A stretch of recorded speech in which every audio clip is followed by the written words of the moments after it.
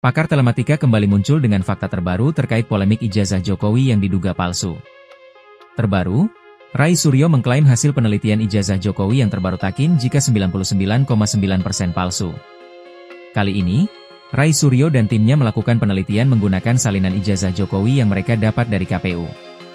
Bahkan Rai Suryo sedikit menjelaskan perihal salinan ijazah yang sudah dipegangnya dari KPU. Diketahui Rai Suryo mendapatkan salinan ijazah Jokowi dari KPU pada Kamis, 2 Oktober 2025, lalu. Salinan ijazah yang didapat Rai Suryo itu didapat dari KPU. Saat itu Jokowi mengumpulkan ijazah sebagai syarat pencalonan Presiden RI. Salinan tersebut bukanlah yang pertama dimiliki Rai Suryo. Sebelumnya, Rai Suryo juga memegang salinan ijazah Jokowi yang didapat dari KPU DKI Jakarta. Salinan ijazah dari KPU DKI Jakarta tersebut digunakan Jokowi untuk menjadi calon gubernur DKI Jakarta pada 2012.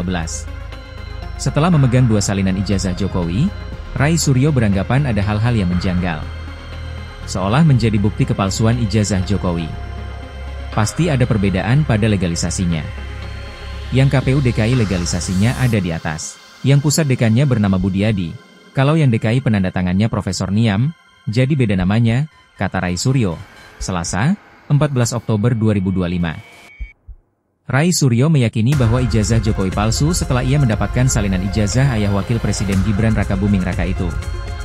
Menurut mantan Menteri Pemuda dan Olahraga itu, ijazah Jokowi yang ia teliti selama ini menunjukkan adanya kepalsuan.